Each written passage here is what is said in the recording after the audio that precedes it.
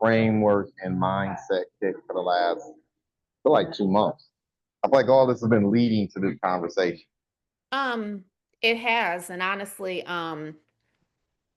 what inspired it really, well, yesterday was part of it, but another conversation, well, you and I had conversations about it previously about different things, there being mutiny on the ship and things of that nature, right? And Yeah. so I recently had a conversation where somebody was expressing their dissatisfaction with certain things, right? And it got me to like kind of comparing it to um some professional situations where clients of mine had that, where like, I'm working as a cohesive unit with maybe a lender, whomever, and then there's this dissension from, maybe the client I'm working with or whatever in regards to one of the people on the team. And most of the people who I work with, I admire, I respect, especially if I'm breaking bread with them. I have Yeah. the utmost respect for them as professionals. They respect me. It goes both ways, and I respect what they say and how they conduct themselves. And I would say that the majority of the people I work with are extremely professional. And so if I'm getting um some resistance or some negative feedback or even some hostility, I'm quick to be like, let me try to diffuse, resolve, come from a place of contribution, because the goal is to get to the finish line, you know. And so, in having a couple different conversations, some of them real estate related, some of them not real estate related.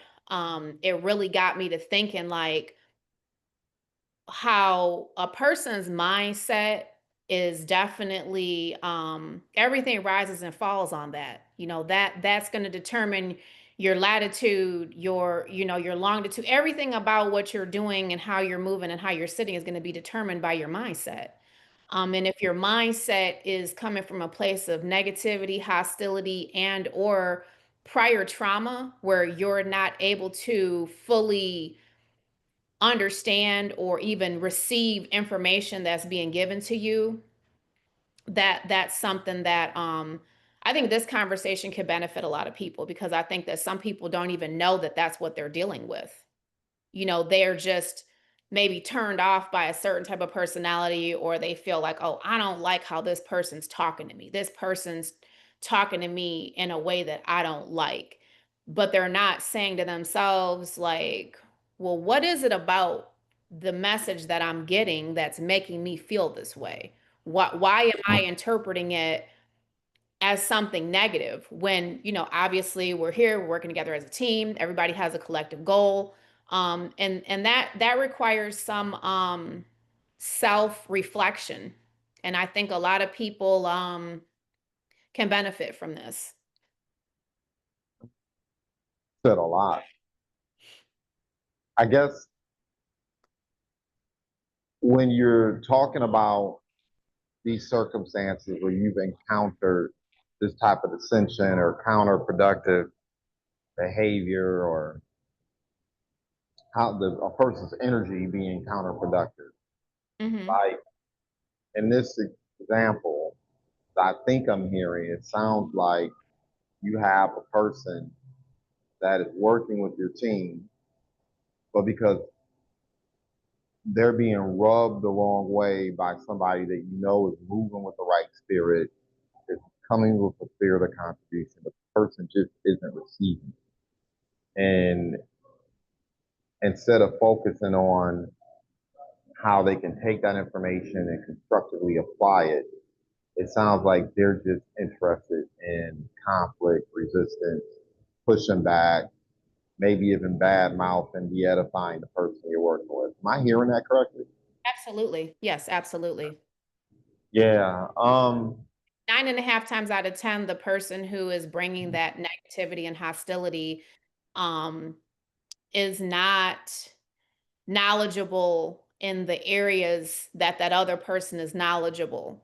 And Mm, it's like, well, we brought this person onto the team to help us with these certain objectives, and we're working towards the objectives. But if you're not willing to receive this information and not willing to follow the plays that this, teammate is putting down, then, we're basically dead in the water, pretty much, and a lot of times it's like it takes a minute to get through to people, but they do at most of the time kind of follow suit after I, work on it. Like, hey, look, this is, what we're here to do, and this is this person's objective. They're coming from a place of contribution. I don't. It's always a very delicate rope to try to balance, because you don't want to alienate that person and make that person feel like they're not being heard, but you also don't want to trauma bond and feed the mm. hostility and negativity. You want to diffuse and push forward. Yeah, I get it. It's interesting. I think it was about a year ago, maybe a little over a year ago. A business owner that I had been working with came to me and said she was in I guess, a bit of a bind financially, needed capital. Her and her partner didn't make the best decisions with their business. Um, and as a result, it was urgent, it was dire, right? And me being me, um, why I acknowledged what was going on, I asked questions I needed to ask to figure out exactly what the method or what strategy should be to extricate themselves from a really bad situation financially, where they were bleeding money. They were earning, but they were bleeding the money just as fast as they were earning. And for me, what I began to ask, I wanted to figure out, okay, because if you come into 100,000 or 200,000, if you haven't solved the core issue, then you're going to be right back where you're at again, right? Absolutely. So I Yeah. began asking questions to kind of figure out what's the mindset here. Like, what are the decisions that led you to this place? Why did you make these decisions? And, you know, not to be super harsh, but the reality of the matter is, oftentimes as entrepreneurs and business owners, um, what I found to be the kiss of death is trying to keep up with the Joneses. That's number one, right? So that's something I've resisted. Like, I tell people all the time, you'll never know whether or not I have the money based on what I'm wearing or what I'm driving. You'll never know.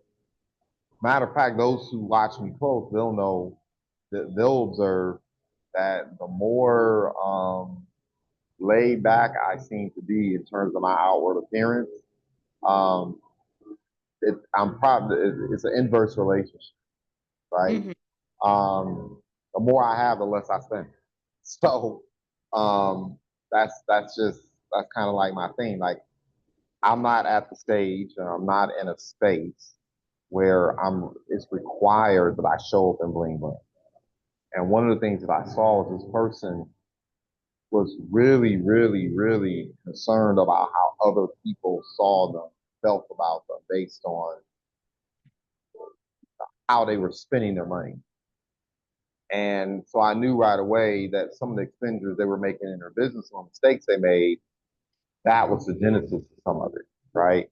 The other thing that I saw right away when dealing with this person was that a business owner can be good at selling their product or service. They can know their industry backwards and forwards, right?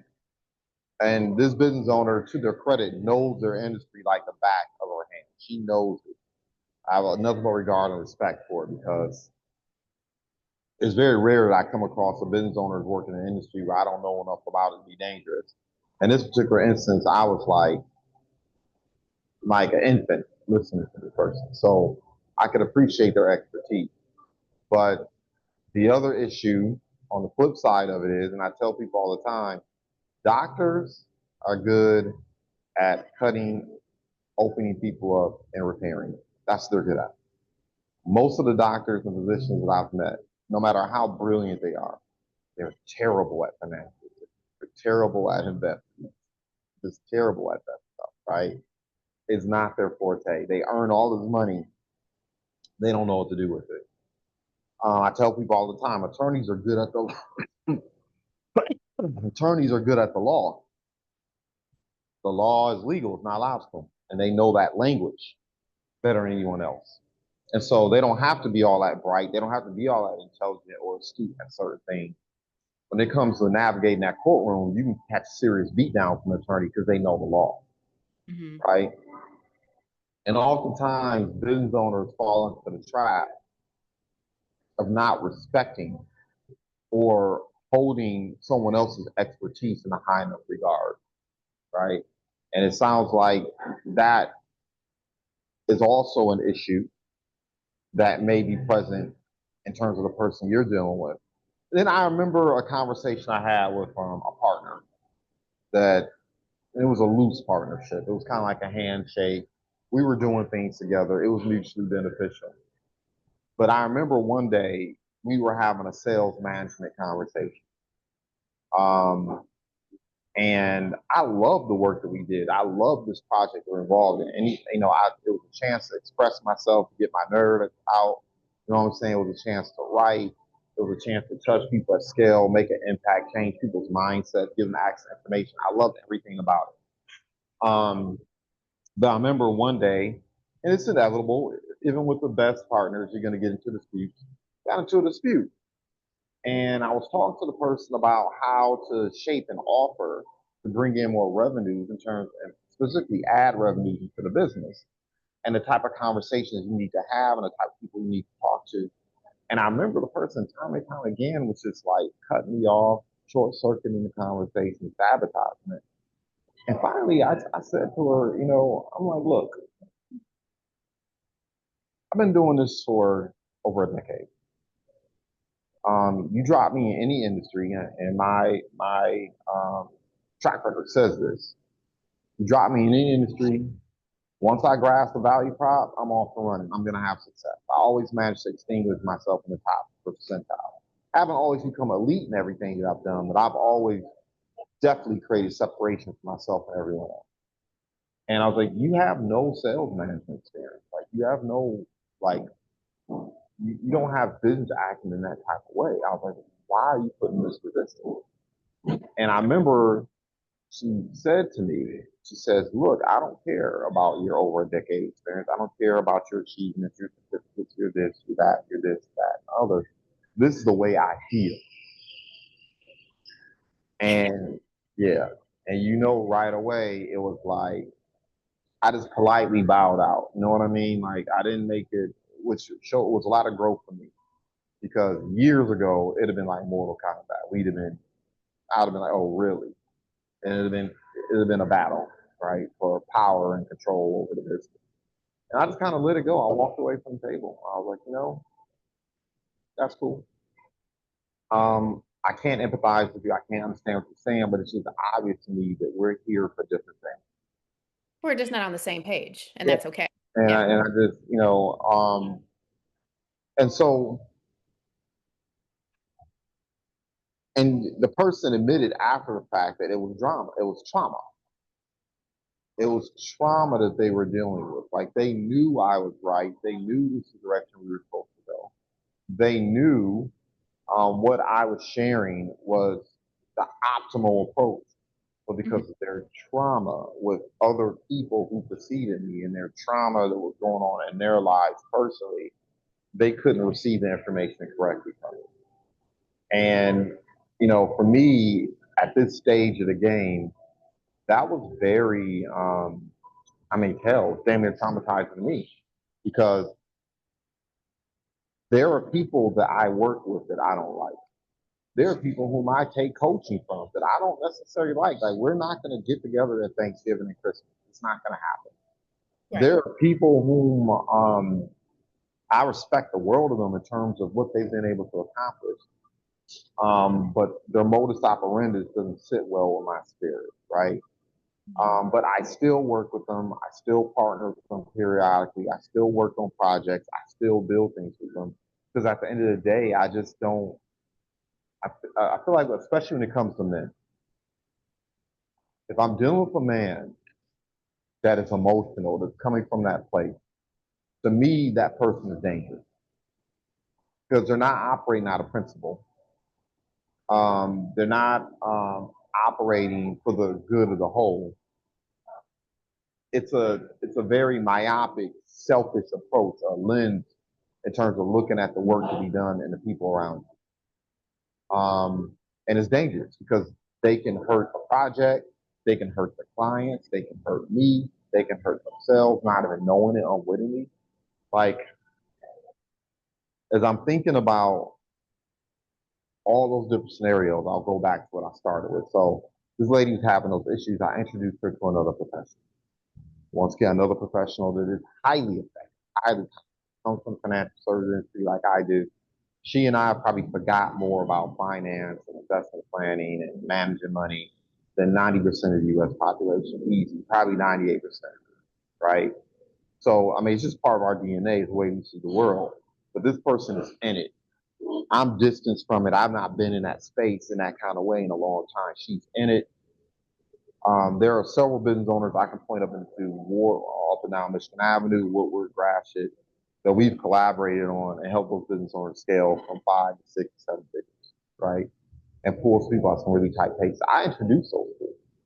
And right away, I started getting phone calls from this person, um, talking a bad mouth and the individual I introduced, saying, she's not meeting this timeline, not meeting this deadline, not keeping her promises, this, that, and the other. And me being me, I tried to stay neutral because it's a client of mine versus someone I partner with frequently, right? So I had the conversation with the person I partner with frequently, and I didn't share all the salacious stuff that was being said, but I just kind of shared, okay, these are the bottom line issues that are transforming, right? And I also know the person's modus operandi. I know her contract because I was involved in helping curate some of it, right? I know some of the timelines she's created because I've worked with her periodically, so I know how she operates. I know the modus operandi, right? I also understand that when it comes to acquiring financing, there's so many moving parts. There's business credit, there's personal credit, there's tax issues, there's debts. Sometimes the people you're partnering with have issues going on in the background that can make it extremely difficult to acquire funding along a certain timeline. Also, people don't like to follow directions. You ask them to do certain things, they want to go about it their way, right? Sometimes they just don't have a healthy enough regard for another person's expertise, and they kind of half-ass the instructions that were given to them. And I knew all this stuff was taking place. And I remember I told the client, I was like, look, if you think I'm going to blow this person up on your behalf, and I know how effective they are, I've seen their track record. We've worked on projects that they've been a benefit to me and so many other people around me. You barking up the wrong tree. And, of course, I started asking about the details in terms of what was going on. And I found out that was exactly the case. The client wasn't following directions. The client wasn't providing information in a timely manner. The client, as opposed to taking the approach that was shared with her, she decided she wanted to try to hustle two and three other things on the side, right? Getting involved in all these other projects. And I was just looking at her like, it was like that danger zone. So what's the danger zone? The moment you start the moment work with you starts contradicting my principles and values, like my core principles and values, you're not my ideal client. I'm gonna let you go. I'm gonna let you go because we can't work together. It's just, it's not right. And I could tell this person values and core principles were not in alignment. And then she was running up against that in terms of how you conduct business. Like, it's so hard to be a successful entrepreneur, number one. I don't care about your background, complexion. I don't care. It's difficult to be successful over the long term. You can have moments, but it's difficult to be successful over the course of time, like come out years and decades. And then especially in our community, um, and more specifically Black and Brown community, it's exceptionally difficult. We have to deal with the extra BS.com, right? We have to deal with people who can be discriminatory. We have to deal with structural deficits that we may have, right? Access to things that other communities have that we don't have access to, which can cause problems, right? It's so much more involved being successful as a person that's, Black or brown. And so I'm always very, very reluctant to blow up another business owner. Because if they've been in business for more than 5 years, I know the price they paid because I know the price I've paid to be in business for 2 decades, right? And operating in entrepreneurial space. So There is a price to be paid. Absolutely. Yeah. yeah, I'm slow to blow them up. Um, and we ended up helping the person out, but I did have to have that conversation. Like, you're operating real short term, you're being very myopic. It's real easy to think that it's just about you. And to behave or not care or be callous about how your behavior, how you're moving, the conversations you're having, your approach is problematic because you're being self-centered. You're thinking about your needs and wants. It's like the person that comes into the restaurant and doesn't want to be seated by the host. They just want to seat wherever they want to sit. Well, you don't know whether or not that table's been reserved. You don't know whether or not that waiter that was working that section is in the middle of a break, or whether or not they're waiting to change shifts. You don't know. You don't know um, whether or not the restaurant owner has decided to shut down that section of the restaurant because the traffic slows down at that time. But you want to insist on having it your way. And all you're going to do is create a worse situation. Number one, you're not going to get the customer service you expect because if the person isn't available to serve you, that means you're going to be sitting there 15, 30 minutes and you're going to have a bad experience. If that part of the restaurant is shut down or they shut down certain parts of the menu or the kitchen, um, then they got to fire up the oven and a whole bunch of other things need to transpire in order for them to serve that section or serve that dish or serve that thing that you want, right? Which once again may end up being the quality of the food. The quality of service is going to suffer. So you're going to be upset. You're going to be angry about that, right? Sometimes when you are the customer or the client of someone, you need to understand that they've been in business for an extended period of time. Their modus operandus and their systems and their approach are ultimately designed to give you the best outcome, right? Um, and part of me is thinking that I don't know. I've just gotten to the point where when I come across that, I am very quick to fire a customer. I'm very quick to walk them and say, you know what, we wanted to help you out, but this ain't gonna work out. Especially, right? If you're moving and operating in such a way that is making it more difficult to serve you. Maybe you're just not there yet. Maybe, there's some maturation you take, but maybe you need to bump your head. Maybe you need a little bit more pain. You need to feel the pain more acutely, right? Or quite frankly, you need to go out there and get a $5 haircut. Maybe you need to be messed over a couple times so you can understand what good looks like, right? I mean, I don't know. Those are some of the things that I'm thinking about while I'm listening to you. Because it's interesting. It's different when you're talking about these issues when you're doing for partners, or if you're having conflict with someone that you're in business with, versus when you are having that type of conflict with a client or somebody that you're serving. Like that's man, that's such a different dynamic. So my initial response is number one, take ultimate accountability. That's the first thing I do. If something goes sideways with a prospect or a customer or somebody I'm serving in some fashion, shape, or form, the first thing I ask myself is what could I have done to make the situation better? What could I have done to alleviate this person's consternation? What could I have done to be more proficient and exceed expectations, right? And I know some of the errors I've made in the past where things have gone south for clients. Thankfully, it happens rarely, but I know the mistakes I made. So that's the first thing I do. Man, after you take an ultimate accountability and somebody is still acting, I mean,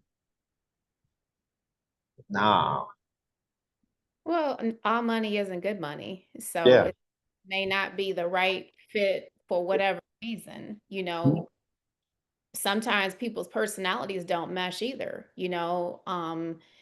you have to be able to quickly identify something that just doesn't, like you said, align with your value system and how your standard operating procedures, what you're trying to do, and be able to quickly cut rope and say, you know what, this yeah. isn't gonna work. I I'm just I interested in, don't like it when it boils down to personality though.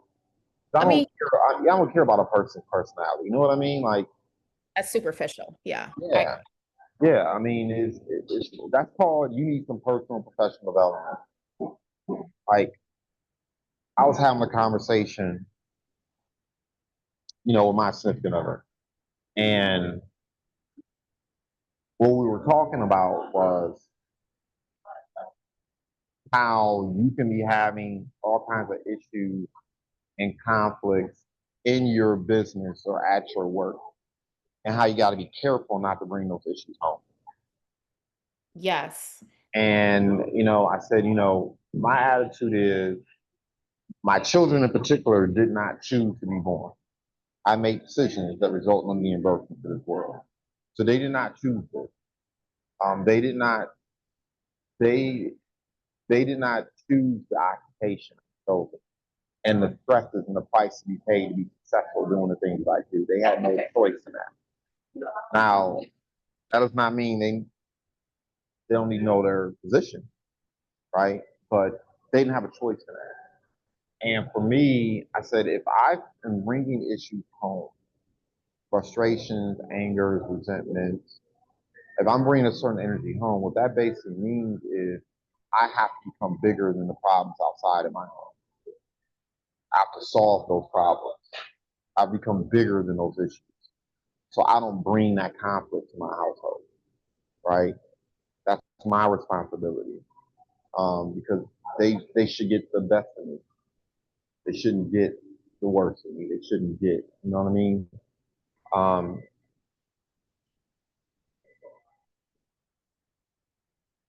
I don't know. I'm just thinking, like I said, I can see the people's faces whom I just don't vibe with. I don't like the personality, but I would never detonate a deal or detonate the bag, mess up the bag, fumble the bag um, over a person's personality alone. It's just like, okay, these are the conditions I'm going to work with you. These are the things you're effective and good at. I'm going to give you the space to do what you need to do. Like, I don't know, like, as you can tell, I bristle whenever I hear someone hating on someone just because they don't like their personality. Like I bristle because you don't know what that person's going through. You don't know what issues, demons, traumas, whatever it is, they're dealing with, right? And as long as their behavior, never mind their personality, as long as their behavior is not problematic, that person has value, right? I don't know. I'm listening to you, and that's what I'm thinking about. Well, I think that too, sometimes when you don't like a person's personality, or maybe that's a comment someone made, you have to kind of take into consideration like what has that person like been through in their life that made them create that particular persona, or why that's what they're showing to the outside world. It could be something Yeah. that maybe they've had, certain situations that have occurred, and like in a professional setting, they feel like they need to be a certain type of way because of the things that they've experienced. Like, for example, if you're a woman in a male dominated field, right? And you have experienced um, negative energy, hostility, people trying to discredit you, people discriminating against you because of your gender, or just like misogynistic energy being directed at you. You, you putting myself in that situation, move a certain way and look at things a certain way. Like if you're going on a job site, you're like, all right, let me throw on my uniform so people know like I'm here for business. It's there, I'm not here for any other purpose. Um, Yep. and like even when people try to make small talk with you on that type of environment, you're quick to not respond to anything that doesn't have to do with work, Mhm. because your mentality is like, I don't want to open that door to where, someone might misconstrue that for something other than, hey, this is a professional situation. I'm here to get the bag. And so, having those kind of experiences myself, I feel like someone looking, outsider looking in could be like, oh man, like she's dry, she doesn't have no personality, or she's not approachable, or she's not personable. It's not any of those things. It's just mainly being aware of how in that particular environment things can get misconstrued, or someone could mistake you being cordial and nice as something that it's not. And so you're Yep. very aware of those things. And, like you said, to the outsider, they might be like, well, I don't like her personality because she's not personable. Not knowing that this person has been through 10 years of people trying to discredit you, people trying to sabotage your projects, people trying to steal money from you, steal materials from you. People who you've collaborated with, like just straight up, like taking the dagger and like twisting it, you know. Um, and I'm laughing about it, but there's nothing funny about it. You know what I mean? Mhm. Those are situations that I have, experienced in a professional setting, where that kind of stuff happened. And as a result, there's certain type of projects that I won't take on, certain type of situations where I'm like, not for the kid. Thanks, but no thanks. Yep. So on and so forth. And it's all based off of perfect experiences in that field with at the hands of other people. And some of the stuff is just downright diabolical, where you're just like, Mhm. like this right here is crazy. This Mhm. crazy work right here. Like what's really going on? Like, do I remind you of someone who um victimized you? Like what is this? Yeah. You- um Yeah. and I'm quite sure it's not just me. I'm quite sure it's happened to a lot of people. Like, you've talked about um hostility being thrown at you, and like we say, the only pepper or cinnamon in the room, and you're getting these vibes, and you're like, oh wow, this is special, Yeah. you know par for the course, of course, because this is the business that we've chosen. So Yep. well, anything that I just described, I'm not taking none of that stuff personal. I'm just, sharing the experience, and, saying, hey, it didn't go unnoticed, but I'm still here. And I just use those experiences to guide me. And I know what to do, and most importantly, I know what not to do. Because like Yeah. taking accountability for yourself, like sometimes you have to replay the situation and be like, okay, well, I probably shouldn't have allowed this, or I probably should have nipped this in the bud as soon as I seen it as a potential issue. Um, because sometimes when you let stuff ride and you're like, okay, yeah, whatever, I'm just going to blow it off, I'm going to blow it off, that sends the wrong message too. Sometimes you do have to address things and have to have those uncomfortable conversations with people. Mhm. You It's know, it's a balancing act. It now we're getting to the art of it, Mhm. right? We're getting to the art of it. Man, you said a lot there. I think when you're an entrepreneur and a business owner, one of the most important lessons I know I've learned is the difference between being right and being effective. I don't always have to be right, as long as I'm effective, as long as I get it done. Like I don't have to win every argument. I don't have to win every conflict, right? Um, you'll get so bogged down with that stuff that you'll lose the war because you're trying to win every battle, right? I've learned that as long majority of time, like I said, as long as it doesn't run up against my principles and values, um, that it's important to be flexible. It's important to be flexible, especially when you're building business relationships with other people and take the time to understand other people. You know, I'm thinking about something in an interview. I think it was on TikTok, and Jay-Z was talking about this. I can't remember exactly who was interviewing him, but he was talking about how, and I experience this a lot on the block myself, right? You'll be walking by a group of people or talking to a group of people, interacting with someone, and it's like they'll get upset that you looked at, or they'll get upset because you showed up a certain type of way, and they'll throw up this bravado, right?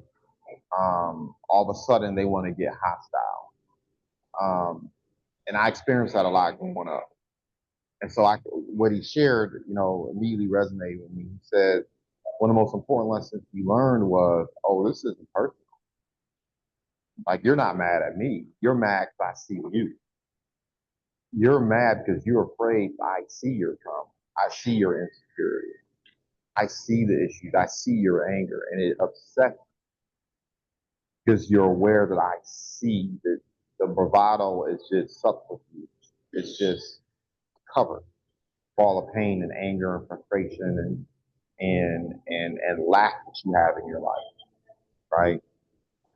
Um, and that's why you're upset that I see you. I'm looking at you. I know, and that my presence and the fact that I have achieved, I have done these things is so upsetting because it illuminates, it highlights what you are, right? Um, man, I that's something you have to contend with all the time. Something you have to contend with all the time. There's a lot of clients that I deal with like that. Like I show up a certain type of way because they really knew how intelligent I am. If they really knew how much wisdom I have, they really knew how capable I was, they wouldn't do business because it would offend their sensibility. So sometimes I do play the game where I just kind of sit back and I smile and I let them think they're in control. I let them think I don't know anything. I just let them do their thing, right? Um, human nature, man, and people's mindset, frameworks, and insecurity.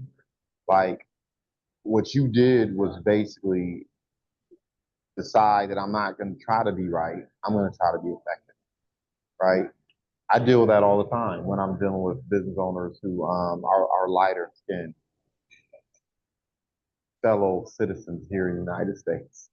I Mhm. deal with that all the time. And people want to get mad. Well, I should be able to do this, and I should do that, and I should be able to do this and show up this kind of way.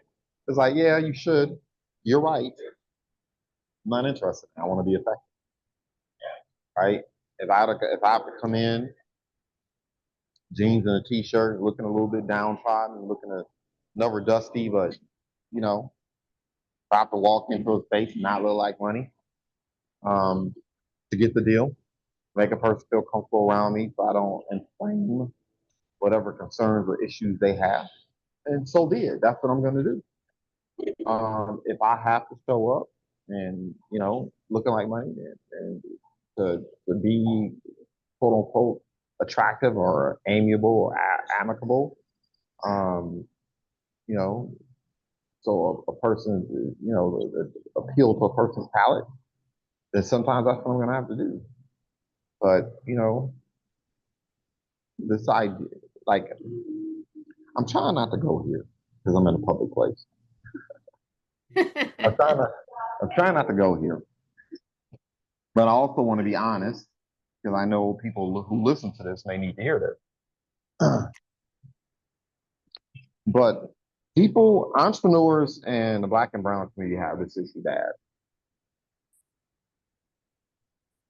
the insecurity, right? I've said it time and time again. A lot of successful entrepreneurs, and I define success as people being able to earn enough money to take care of their family, okay, generate revenue, be able to sustain a certain type of a lifestyle, right? Get out of check to check. But you'd be surprised how insecure many of them are, right? Because they don't have a certain type of education or a certain type of acumen. They don't come from a certain type of environment. They weren't born in a certain type of zip code. Um,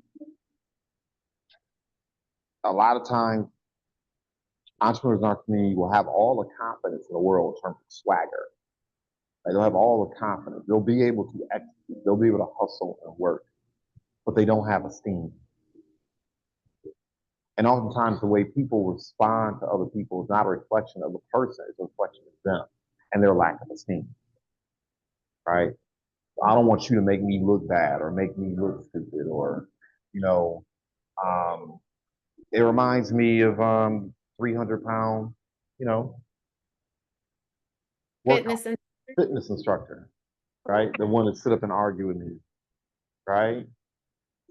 Um, that for me, I think about that, and because of the place I am in my life, I could have went in on her. I could have, made it a real embarrassing, uncomfortable situation for that person, right?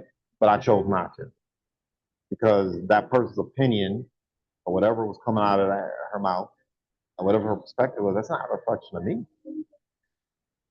right? That's a reflection of her.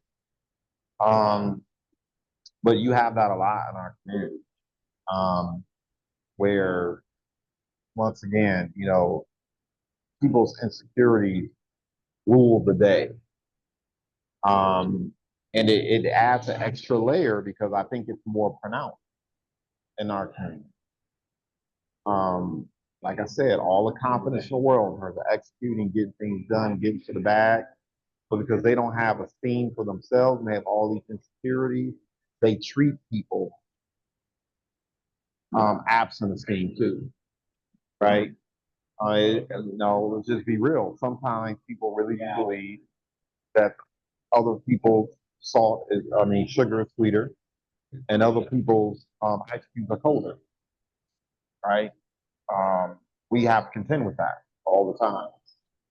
That because of the veneer that we have doesn't look like the veneer of other people. Um, people don't give you the respect and regard because they don't have respect and regard for themselves and no esteem in terms of their identity. Um, and that's something we have to contend with. And I'm really inclined to believe that was the issue with that lady that you're referencing. She came to the table with a lot of insecurity.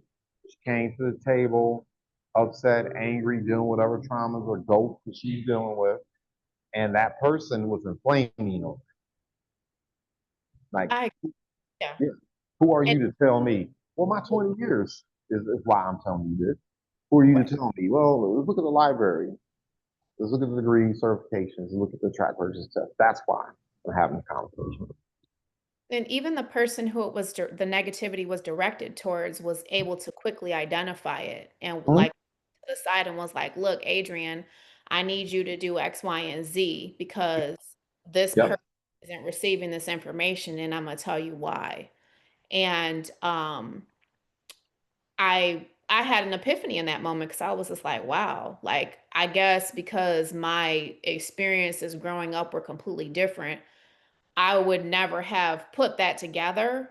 Um, Mhm. Something that's like happening and that's really affecting people. But once he said it, I saw it clearly.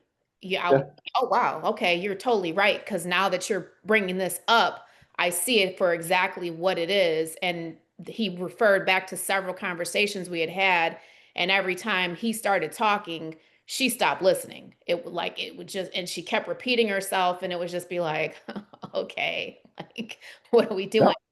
doing? But it was a real conversation. Of course, we did end up, getting the job done, and we won the war, but it definitely taught me some other skills, and able to quickly identify those kind of things before they occur.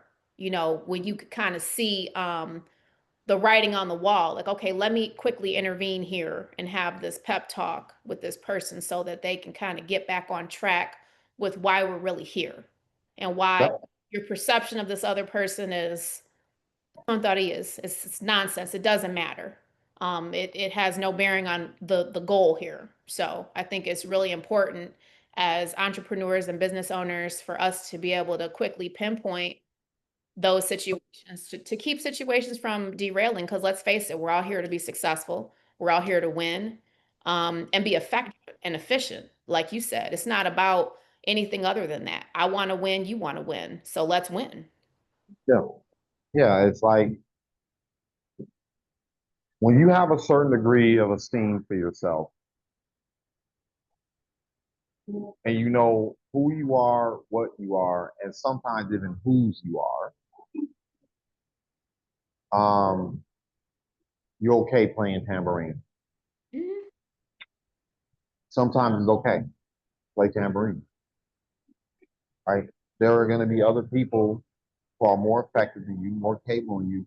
And if you got your mind right, and you got your spirit right, and your framework right, your beliefs about who you are and your place in the world around you, you actually desire that. You want very capable, very able, very experienced, very intelligent. You want people whose gifts in certain areas outshine yours.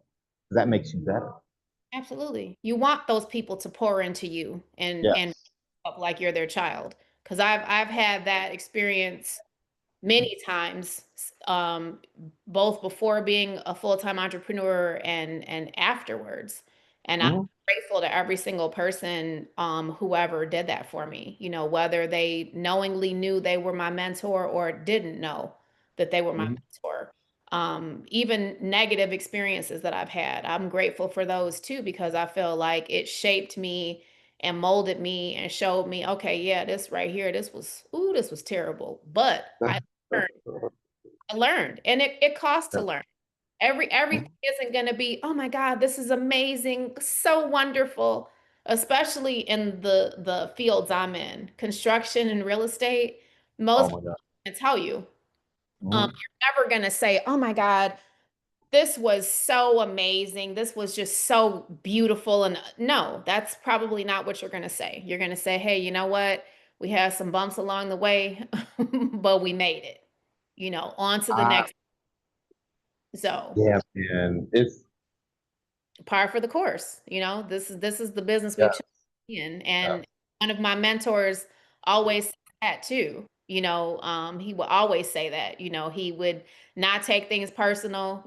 People would come in acting crazy, foaming at the mouth, and he would be calm and he would listen, and he'd say, well, how can we favorably resolve this? What are we looking to do here? And there Mhm. was never any sort of like um, him talking down to anybody. Who was just very genuinely trying to work things out. Yeah. And so yeah, it's definitely it's a mixed bag, and it's always something to talk about and always something that you can learn and grow from in this industry and in this business and dealing with all these different personalities and scenarios and situations that unfold on a daily basis. Yeah. The way you ultimately avoid a lot of this stuff, right? Um, is you got to remember ultimately what you're doing is you're building tribes. That's how I think about it, right? I'm building tribes,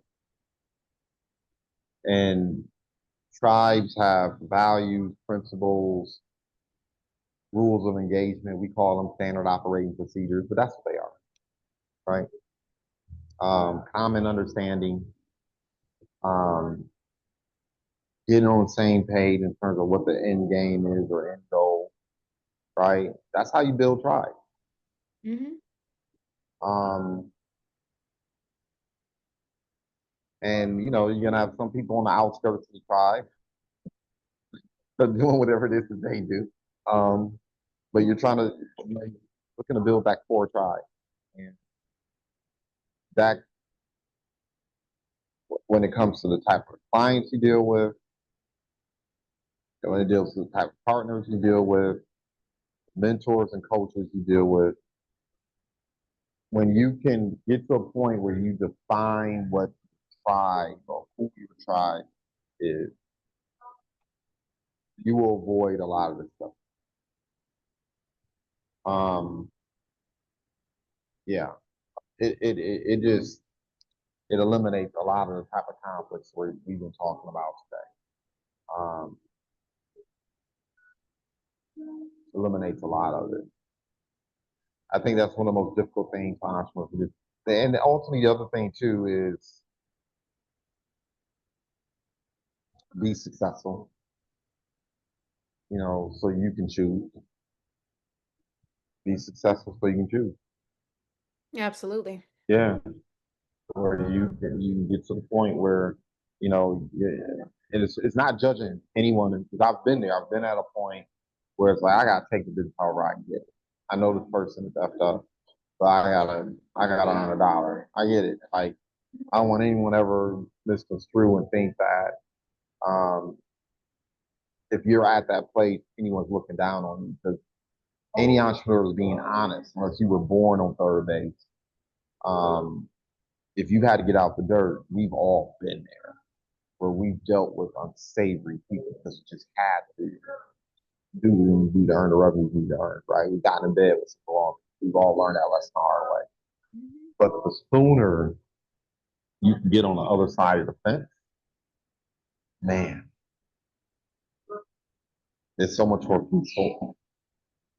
Peaceful and beneficial and more Yep. profitable when you're able Yes. to really, identify those situations that are just not aligning with your value system or what your goals are. You're able to quickly like, okay, nope, gotta pivot next. Something I've been thinking about doing that I've gotten away from is it's time for me to take another personality test, like one of those Myers Briggs tests. Um, I remember something that benefited me early on, particularly maybe about 10 years ago, is I was much more aware of number one, how people like to learn, and I was much more aware of the motivators and drivers inside of people, right? Mhm. Oversimplification is, you have people who want to be influential, right? They want to be out front. They want to be the man or be the woman or be the boss, right? And those type of people typically don't they don't fare well if they can't be out front. If they can't get the recognition. And it's good because those people also tend to be ambitious. But it's problematic too because sometimes those people will take shortcuts. And then if they can't be out front or leading the thing or controlling the thing, um, they'll abandon it or even sabotage it. About to say that or sabotage it. Yeah. Yes. Then Yes. you have then you have people who are, And that's um, within itself. That's very yeah, dangerous. Yeah. yeah, gotta watch them. Then you have people who are, they just want everybody to get along. Mhm. They want everybody to love each other. It's like, yeah, I know this person did this, but we're all people and gotta empathize with them, and they just want people to have warm, fuzzy feelings towards each other. They just want stability and community and camaraderie, and they want everybody, regardless of whether they're contributing or not, or if they're problematic or not. They just, and you need those people. Those are the glue people. Those are the relationship people. But those are also the people where when the shit gets thick, when conflicts arise, when a decision needs to be made, it's not popular, it won't feel good, that it's going to be tough. You don't want those people in charge because they won't make the tough decision and they won't say the things that need to be said. Sometimes, I mean, people forget that entrepreneurship is blood sport. Underneath it all is blood sport. It's competition. So, in order to remain competitive, or it's like I compare it to people like if you had a arm that was gangrene from the elbow down, that person would be trying to still save that part of the arm. Where the reality of the matter is, if the rest of the organism to survive and grow, you got to cut it off. Those people won't do that, right? Um, you have people who are focused on the bottom line. They don't care how the sausage gets made. Let's get it done, right? They execute. They meet timelines. They meet deadlines. They make sure that hook or crook the sausage gets made, right? And you need result oriented people. But Mhm. sometimes result oriented people don't care about people's feelings. They don't care about whether or not there's camaraderie. They just want the result. Um, they don't care how many eggs get cracked along the way, right? Their attitude is, well, hell, we're making an omelet. Some eggs got to get opened up, it's got to happen. But you need those people. But that's the flip side of it. You do. Uh, You need a nice balance. You do. yeah, yeah. Some of those people can act like, I'm trying to think of it, is it more like sociopath, psychopath? But you get the point, right? They can borderline personality disorder people. Like they just don't have the empathy for all of that stuff. Let's just get it done, Right. right? Um, then you have the creators, right? The creators are like, hey, we're creating this, ideals, vision. Um, they can see typically three, four. They look, they exist on the edge. They see things first, right? Mhm. They tend to be very idiosyncratic, a lot of nerds. They may not think they are, but they're creative. They're always thinking of solutions. They're always thinking and pontificating about what the next steps need to be. They typically look to account for all the elements that are circling around them. It's like, so there's one form of intelligence. There's the type of intelligence where you can learn things and regurgitate. You can memorize things. Um, you can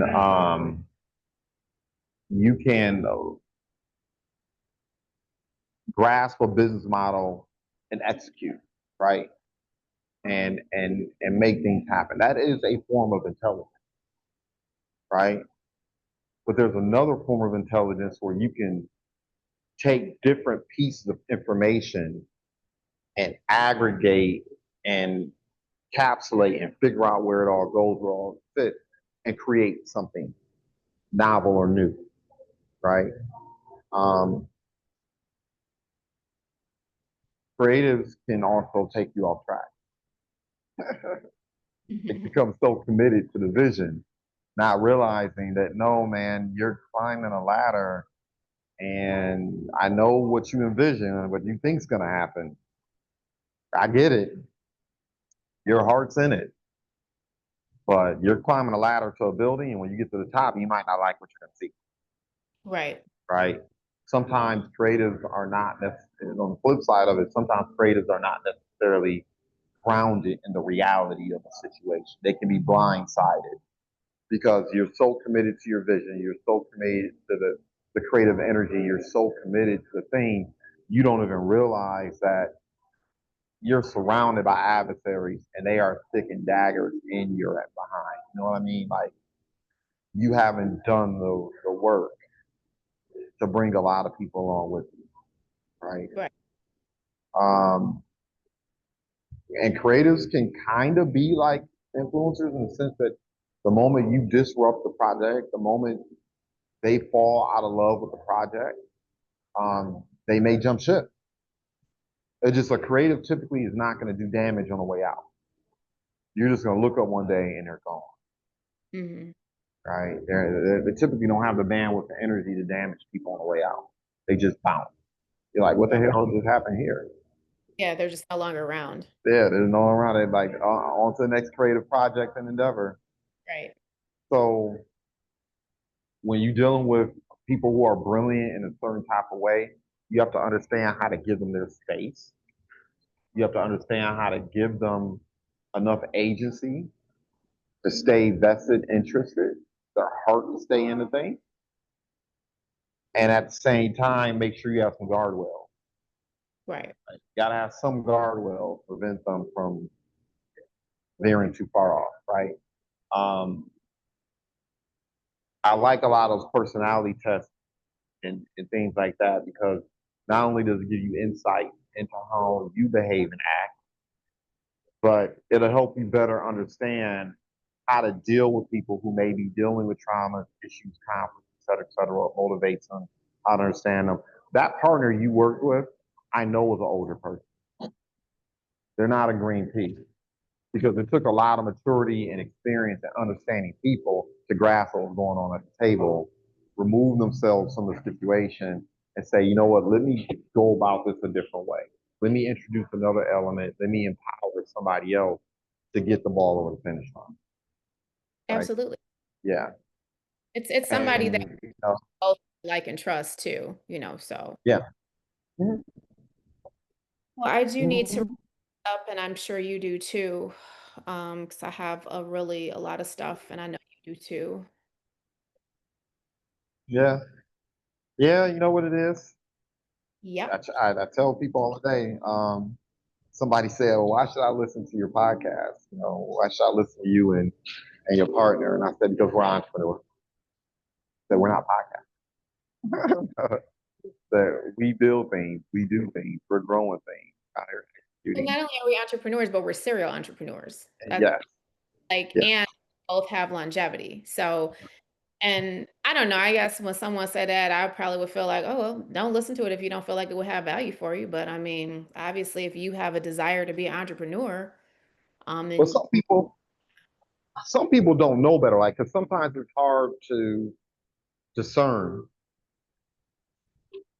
because of technology and now AI and all these other tools. People can dress themselves up as certain types of things, right? And I think ideally for our listeners and people who pay attention to the content that we create, understand we're not creating content. We're sharing with you what we do and experiences, the what we, challenges, yeah, and what there's we social, overcome. Like, give you a real yeah, blueprint. there's Yeah. social as well. I mean, if you're looking at something and you want to, figure something out, you can always do your own research on something. There's plenty Yeah. of social about all the things that we discuss here. Yeah. If you take the time to, edify yourself, educate yourself, and do the research, you'll Mhm. see social evidence is definitely there. Yeah. Yeah. Only people actually did something called research, right? Right. It reminds me of a conflict. I'm gonna let you go. It reminds me of a conflict I had with someone over a year ago, and I will never ever have respect for it. I don't know. Maybe I need some more personal professional development. But I remember this knucklehead sat in front of me and said, "I researched you." And Yeah, hey, right. I just looked at him and said, "Oh, you did." So that right. you. So if you research. You know this conflict you're getting ready to start with me. You know what I'm about to do to you, right? You know what's about to happen if you so-called did your research. You know you know what my response is going to be to the stimulus that you're presenting to me. What was the purpose of that statement? Were we Well, about well, what it is the person. See, when they can't beat you at the game, they have to tear down your character. When try to? people can't, yeah, they have to try to. When people can't win an argument intellectually, they have to make ad hominem attack. If they can't beat you at your sport, or if they can't beat you at building something, they have to try to tear down. There are people out here that succeed because they build taller buildings, and then there are people out here who have learned to succeed, at least in the short term, by tearing other people's buildings down. This guy was trying to tear me down. He couldn't come straight at me, so what he had to do was try to tear down my character. But it's like, if you really did your research, you don't succeed for 20 plus years without backbone Mhm. and without a good value prop. You don't succeed in anything. Like one of the things the person said was so foolish. They were like, "Man, do you have any friends? You must not, do you have any?" And I looked at him and I said, "Bro, you don't get 6,000 plus contacts in your phone, and you don't make the decisions I make and move the things I move, motivate people the way I motivate them to pull off some of these projects, unless you got a really strong network. Like, I Yeah. don't get it twisted. Just because you're not in my ecosystem does not mean there's not people in my ecosystem." So I just looked at him when he said that, and I said, for my fellow entrepreneurs that are out here, there's something called bias. When you research someone, research some objectively. Some of you are researching people and you're looking for evidence to confirm what you think already. That's not how you research people. You should be, when you research a thing or an ideal or a person, what you want to do is you want your research to go wide. You want to pull in everything you can, and then, like a puzzle, then piece things together. So you want to research the haters and the haters. You want to see their flops and you want to see their successes. That's how you really get the measure of a person, right? Um, and this knucklehead just, I don't know what he thought he was doing, but he Not found out much. the hard way. Found out the hard way. I'll leave it at that. I don't Shots like. fired. Oh, he said I did my research. I was like, oh, you researched. So you know what I do is I cut off heads. That's what I do. If you come at me the wrong way, I will behead you. I mean, oh, like take It them takes diapers, take them emotional diapers off. it takes all kinds. It takes all Yeah, I'm sorry. I just had to go there. What you just said, this was a real trigger. It was entertaining to me, It's cool, and I, paraphrase. yeah, you gotta. The one most important lesson I've learned, and you've actually helped me with this too, indirectly, is I've learned. I'm serious, but I don't take myself as seriously as I used to. Mhm. I've learned to be easy with myself and kind of just laugh, like, this stuff happened. Right. God willing, with all the medicine and technology, I'm going to live another 50 years. I'm not going to let this one conflict or this one bad moment or this one hiccup color the next 50 years, right? So it's never as deep as you think it is. Things are never as bad as you think they are, and they're never as good as they think they are. Don't take it so seriously all the time. So you're looking real nice. I know you about to get out here and conduct some business. About to. Do I have to give access to a buyer to one of my listings? I actually had a couple of appointments that fell through early today. I was supposed to go meet somebody at a commercial building, but that didn't work out. And then I had another showing, um, and that didn't work out because I have to give access because my clients don't want a lockbox on the property. Mhm. Um, so, yep, I'll be. leaving here They short. don't want a lockbox? No, they do not. I have a lot of clients who don't want that. They've usually when that's the thing, they have been traumatized by vandalism and Ah, lockbox. But I use Sentry locks, which um, are harder to get into, but people have broken Sentry locks at several of my listings as well. So they just feel like they don't want, that kind of attention. That's why a lot of people don't want signs. that is true. A lockbox is a, yeah. Yeah, Mhm. come kick me sign on your back, a lot of times. So they don't want that. And so, I just vet the buyer's agent and, to have them to send over their buyer's pre-approval and or proof of funds. And then, I'll approve the appointment and we'll go from there. Um, you saw the duplex I sent. Yeah, the one on Pasadena. Mhm. Yeah. Yeah, we talked about it yesterday. You said you had some Yeah, we got some biters. We're gonna see the series. yeah. Um, we also, funny enough, what I like about that deal is that you got performing tenants. But I have another one that's, I mean, damn near identical. Square footage, same situation, same everything, right? No tenants that I think I'm gonna acquire for like $30,000 less. Oh wow. Okay. Yeah. Yeah. But I would, quite frankly, if I was an investor, I would prefer the property with performing tenant, quite frankly. Me too. And you know why? Because if I've got a performing tenant in there and one unit is vacant or even whatever, I can work around that tenant if I want to do renovations, whatever, do it little by little. I think a lot of people don't realize the dangers of having a completely vacant property. Mm, They don't uh, realize the dangers. Even if, like, let's say I have a duplex and I've got one tenant in one of the units, perfect. Renovate the other unit, get, a performing tenant in there, and then worry about the other unit.